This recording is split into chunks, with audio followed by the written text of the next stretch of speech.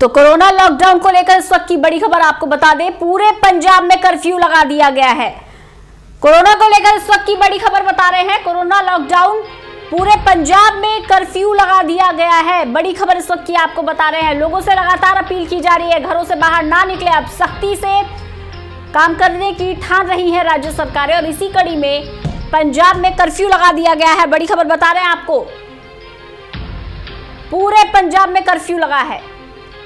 इससे पहले पंजाब को लॉकडाउन किया गया था और अब पूरे पंजाब में कर्फ्यू लग गया है। बड़ी खबर बता रहे हैं आपको, प्रदेश सरकार ने बड़ा फैसला किया है ये, क्योंकि पंजाब में भी संक्रमितों की संख्या लगातार बढ़ती जा रही है।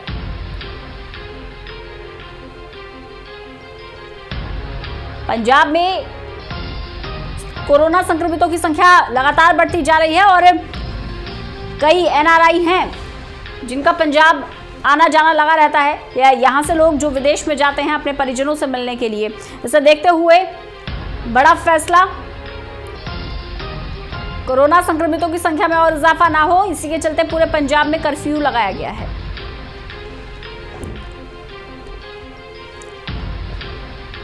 सरकार एक के बाद एक बड़े कदम उठा रही है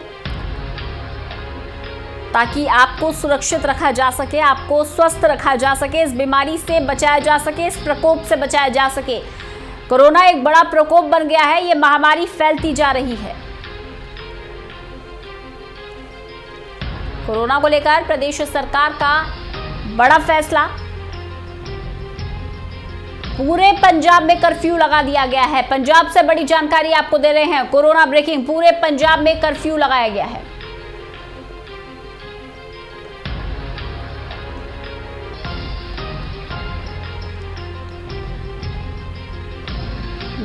देश के 76 जिलों में लॉकडाउन है 31 मार्च तक।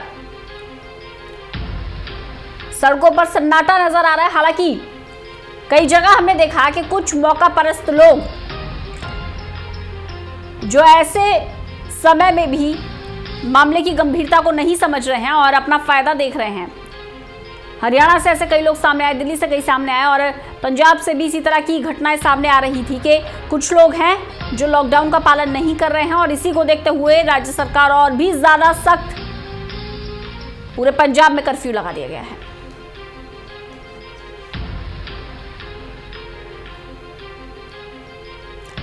ललित नारायण कांडपाल हमारे साथ हमारे विशेष संवाददाता जुड़ गए हैं। ललित, पूरे पंजाब में कर्फ्यू लगाया गया है, एक कदम और आगे पंजाब सरकार।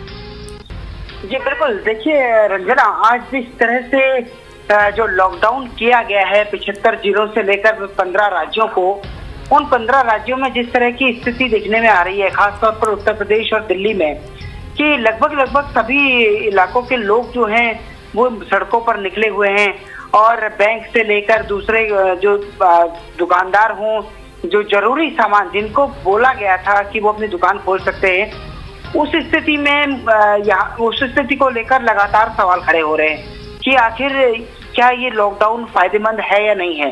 और मुझे लगता है कि आज प्रधानमंत्री ने ट्वीट भी किया है कि लॉकडाउन को सफल बनाएं और लॉकडाउन को, जिस तरह से लॉकडाउन को लेकर एक तरह का माहौल बन रहा है उसको लाइटली लिया जा रहा है, इस तरह का माहौल ना बनाए। और साथ ही मुझे लगता है कि इसी कदम को देखते हुए जो है पंजाब में कर्फ्यू लगा दिया गया है, किसी भी शख्स को बाहर आने की अनुमति नहीं है।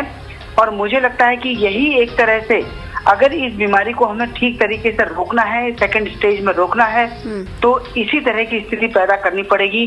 कल हमने देखा था जिस तरह से जनता कर्फ्यू हुआ था एक दिन का, अगर वैसी स्थिति नहीं होगी तो फिर ये किसी फायदे का काम नहीं है, ये एक तरह से पुरानी ही स्थिति लौटाएगी। और मुझे लगता है कि पंजाब सरकार ने फैसला भी इसीलिए लिया है। बिल्कुल, और ये बहुत जरूरी भी है, क्योंकि ललित, देश के अलग अलग राज्यों से ऐसी खबरें सामने आ रही हैं। कुछ मौका परस्त हैं जो गाड़ियों में लोगों को भर के निकल रहे हैं, कुछ लोग ऐसे हैं जो देख रहे हैं कि मोनोपोली चल रही है, उनकी अकेली दुकान है, उसे खोल लिया जाए, लोगों की भीड़ वहां इकट्ठा हो रही है। कुछ ऐसे लोग हैं जो उसे छुट्टी की तरह ले रहे हैं कि चलिए हम अपने परिजनों से मिलने निकल लेते हैं।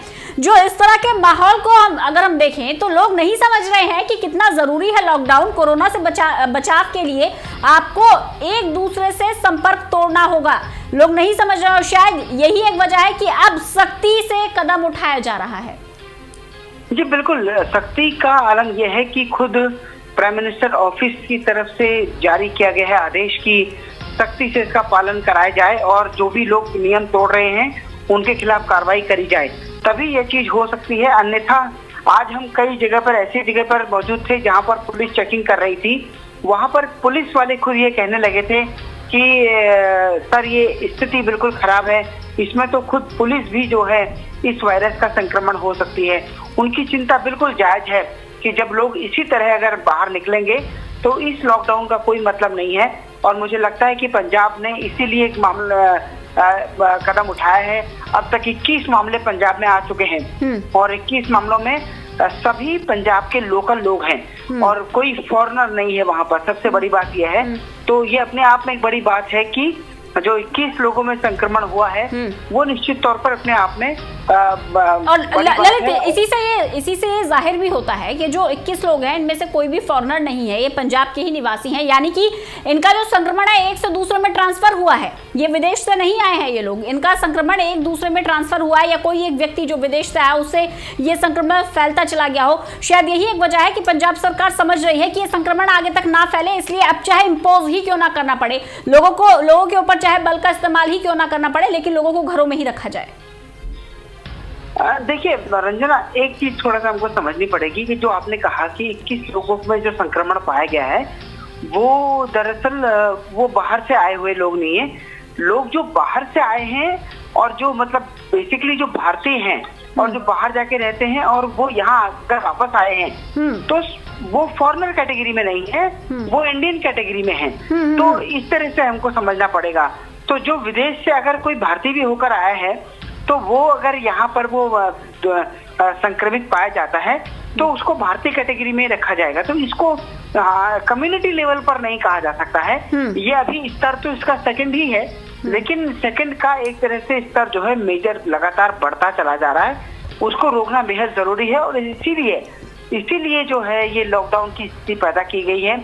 लेकिन ये लॉकडाउन की स्थिति बहुत सकारात्मक और बहुत अच्छी होती हुई नहीं दिखाई दे रही है। जी बिल्कुल, बहुत सकारात्मक और बहुत अच्छी होते हुए दिखाई नहीं दे रही है। इसी के चलते पंजाब सरकार का बड़ा फैसला।